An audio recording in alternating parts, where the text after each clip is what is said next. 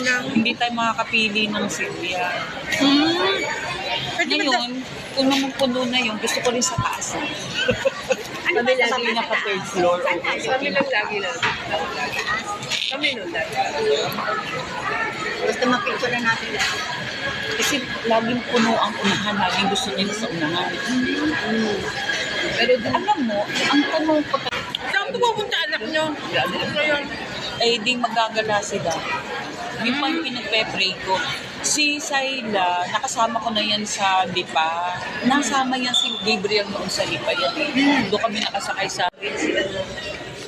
Ngayon, nung minsan nagyaya ako, sabi ko, gusto may mga yan.